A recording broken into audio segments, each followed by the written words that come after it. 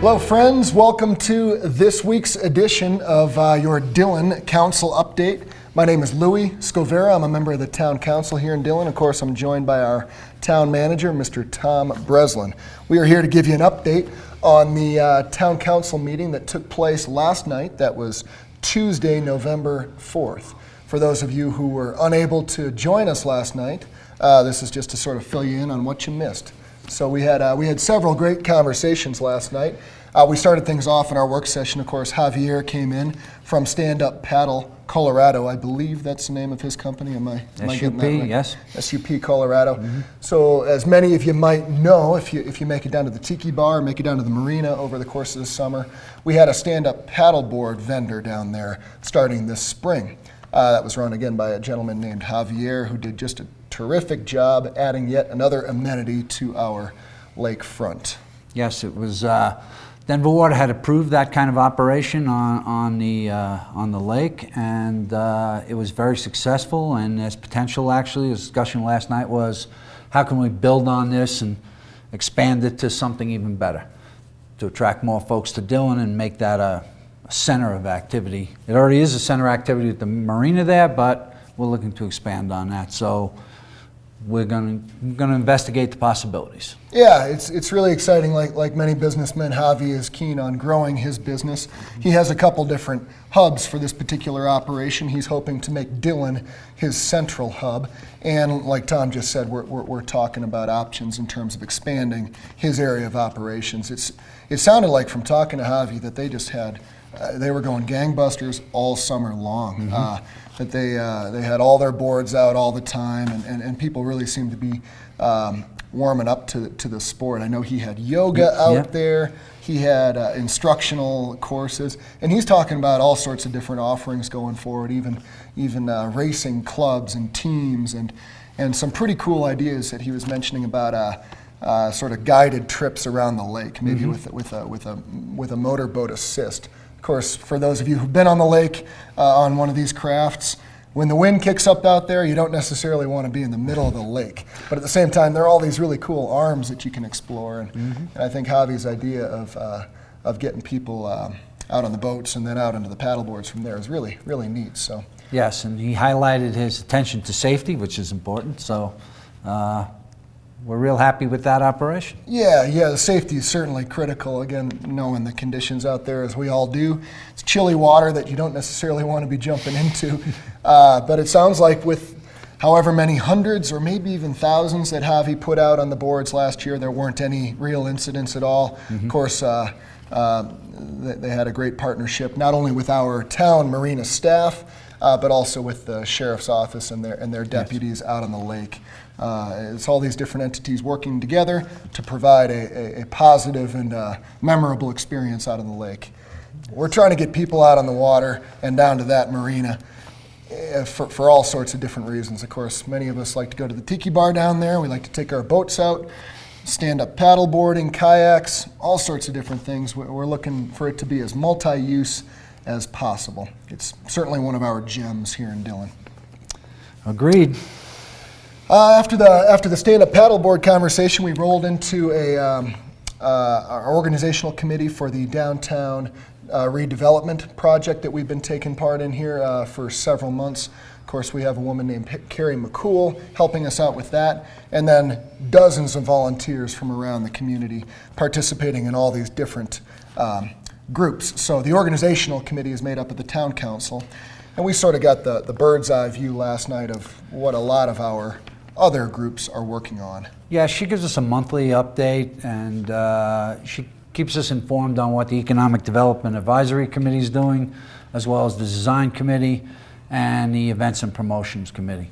And we're trying to get them to finish all their tasks and bring it all together, and then we can evaluate what we'll take from that and go forward. Yeah. So it's exciting. It is. Carrie McCool has really done a good job of having each group have their own work plan, so creating their own work plan, and they're working through getting the deliverables that they said they'd have done by the end of the year. Setting their goals individually, and then they're meeting them. She gave us some data on it. A lot of it's data collection, but when then we'll morph that into some action items. Yeah. So that should be good. And that data collection is great to see. You can sort of imagine being a businessman who's looking to open up something here in Dillon. Having all that raw data really would be pretty beneficial. So the data we're talking about here is what the breakdown is of our downtown, our what we have historically called our core area. How much is that retail? How much of it is residential, and so on and so forth. So yeah, really doing some great work, and it'll be exciting to see what these different committees come up with going forward. Fees, we discussed fees, everybody's favorite topic, of course. So just real quick background on fees. All of our fees here in Dillon are structured so that they offset a cost. Basically, they're not meant to make money for us. They're strictly meant to offset the cost. So things we talked about last night were park reservation fees, marina use fees. What am I forgetting here, Tom? Planning fees, review, application review fees. Sure. And cemetery plot fees, which actually this year, although what we're doing is we're adding to the purchase of every plot, we're adding a flat fee of $400 for a capital fund to maintain the cemetery going forward. They do have a perpetual care fund, but you can only utilize the interest in that off the money in the perpetual care fund, and that's not adequate for capital projects out there. Sure. So this will be added on to the plot fee, and our plot fees are reasonable. So it's not going to take us out of the ballpark with anybody else, and it'll get some money there so that we can maintain that cemetery and keep it looking good. So yeah, we just spent a little bit of time talking about our new Events and Promotions Committee, our Economic Development Committee. Our Cemetery Committee has been active for many, many years, of course, but recently has really been kicking it up a notch, and they have some pretty exciting plans to give the cemetery area a facelift, and this fee, this potential fee increase that we're talking about here would really help allow them to achieve the goals they want out there. Our cemetery is spectacular. I'm sure many of you have been out there before. Beautiful views, beautiful setting. That said, there's a little, we can certainly spruce it up. I'm not going to say it's a neglected area by any means, but it's an area that we could put a little bit more emphasis on going forward. And with the Cemetery Advisory Committee and their recommendations, I'm sure we'll be able to really spruce that place up. and we did have some improvements out there when we took that barbed wire fence down that was impacting the animals out in that area. And we took all that down and put up buck and rail, and that made a nice facelift for the cemetery. So. Absolutely, yeah, that was a great project that our Public Works Department, along with a couple other partners, Colorado Parks and Wildlife, yeah, open space, Denver Water. Yeah, really neat partnership that sort of came together last minute. Scott O'Brien, our Public Works Director, was instrumental in getting that done. But like Tom said, it's amazing what just getting rid of some barbed wire and slapping up some nice buck and rail fence will do. It really looks sharp out there. And we're not impacting the local wildlife nearly as much as we were, so which is good. great. Absolutely. We continued another fee discussion here, but we continued our water rate study options. So the town went through a survey of our water rates. It's something we do every 5 years. Every 5 years we do a sewer and water rate study and evaluate how we're collecting the money, if we're collecting the right amount of money, do we have enough money to sustain the capital projects that we're going to be doing over the next 5 years. And by and large, we hired an engineering firm, independent. They look at it. They were impressed with the work that the town had done, and they found that the rate structure was, the rates were in a good spot, and the capital funds were adequately funded. The only thing that we are doing is we're restructuring who pays what. We're not collecting any more money, but we're restructuring that. So you have three types of payers. You have private residents, and you have multiple use residents, and then you have non-residential, which is commercial. So the council reviewed several options. They were presented last night and adopted one, and we're going to be rolling that out when we receive the report officially from HDR Engineering on the 18th and the 2nd of December. So if you folks have not been to a water rate study hearing, there's still tickets available, and you can come on down. Yeah, absolutely. This, like Tom said, we're not collecting any more money. We're just sort of restructuring our pay structure, I guess we'd call it. The goal was to make it more equitable. Yeah, more equitable, and certainly with an eye towards conservation too. Right. It's something that's a hot button issue these days that we all have to sort of take responsibility of. So we're trying to get people to be a little bit smarter with their water. That said, there will be a change in your rate pretty much across the board. Some people are going to benefit, are going to have a lower rate. Some people are going to be impacted a little bit more. So please come check in with us. Like Tom said, the 18th of this month, November, or the 2nd of December. You can also call in if you have a question about your water rates or where your water rates will be in the upcoming year, and our finance director, Carrie McDonald, will be happy to discuss it with you. Yeah, the point here is we don't want anybody caught off guard. There'll be Right. there'll be notices in your water bill as well. So this shouldn't be catching anybody off guard. And again, we're not trying to scare anybody here. These changes are not really that dramatic at all. But there is a change, and certainly that will affect you at home. So come on and check in with us, or give a holler up here to the town hall, and one of town staff would be happy to answer your questions. It's enough for fees right now, but we did also have a conversation about the Summit Stage. So we're all familiar with the Summit Stage and what they provide to the county. The stage is at a point right now where they are reevaluating all their routes. They want to, I think the goal you were saying, Tom, is a half hour. They like to have 30-minute routes from start to finish. And presently they're having some difficulties with the Silverthorne to Keystone route, which is, I believe it's the one that gets the greatest number of riders. And it does multiple turns through Dillon, Dillon Valley, and Silverthorne, and they're looking for an option for a transfer station that's not in Silverthorne. So they're looking at options in Dillon. So we had some preliminary discussions with them both 3 or 4 weeks ago at one of our work sessions. And then the Scott O'Brien and Dan Burrows and myself went over to their office and kicked around some things on maps, and they're going to try and see how they can tailor their routes through certain areas to make themselves more efficient. And so the town is cooperating with them in an effort to streamline the process for both them and the residents of Dillon. Yeah, yeah, absolutely. For those of us who've ridden that particular route, it is, you get dizzy going around the area here. Yeah. So we as a town are happy to sit down with the Summit Stage and talk about options that might involve a transfer station somewhere in Dillon. Of course, the current transfer stations down in Silverthorne, yes, behind the Mountain Lion Cafe, if you're familiar with that. And that's a convoluted route, comes out of Frisco, goes to Silverthorne, and then comes up and goes through City Market, Dillon Valley, the town of Dillon, to the Cove, and then up to Keystone. So we're trying to help them streamline that. So that's exciting for the future because, public transportation takes the pressure off the roads. Yeah. So it's a good thing. Absolutely, absolutely. So of course we're wrapping up our summer season here, our fall season, and specifically our fall construction and public works season. So again, Scott O'Brien and all his guys have been real busy the last couple. Well, heck, they're always busy, but a couple projects specifically they've been have been occupying their time.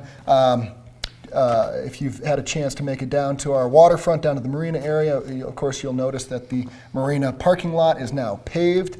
That looks terrific, looks really sharp. And then just there across the road at our marina park, some of that landscaping work, I shouldn't say landscaping, but more of the grading and the sort of the skeleton of what will be our marina park is coming together.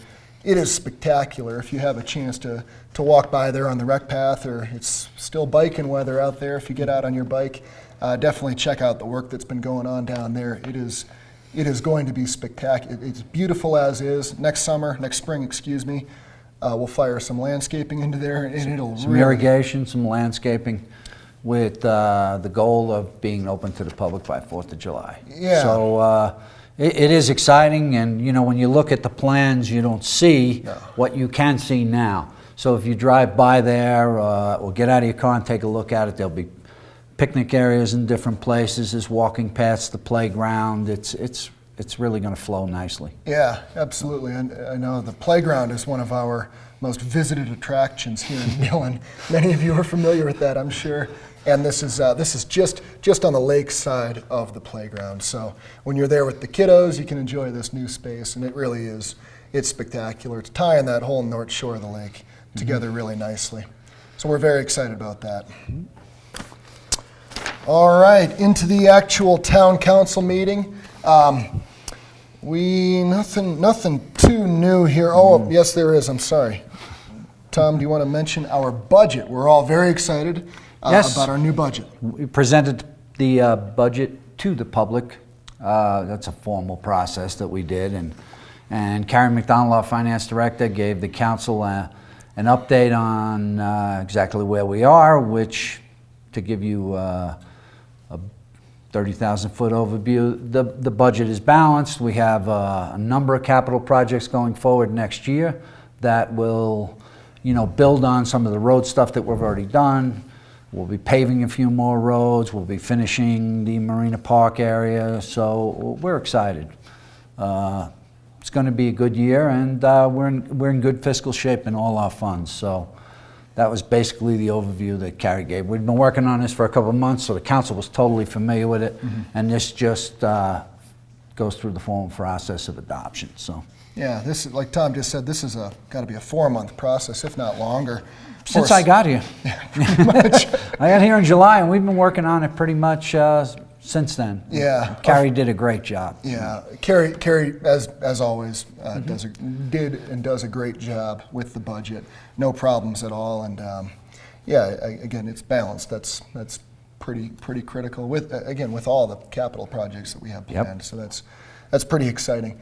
That, of course, is a public document. You can find that on our website. It's already posted on the website, or you can turn up to one of our meetings. Next one is on the 18th of November. We'd love to see you here, and Miss Carrie would love to talk budget, I'm sure. She can talk budget in her sleep. Yes. Exactly.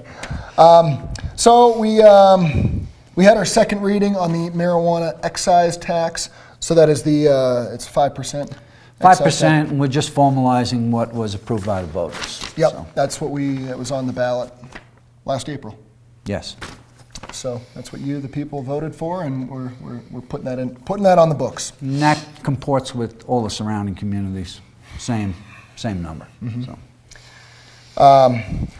All that marijuana stuff is finally sort of coming together. It's finally going on the books. Again, talk about a couple of year process. It's going to be nice not to have to talk about that for a little while. It'll be great.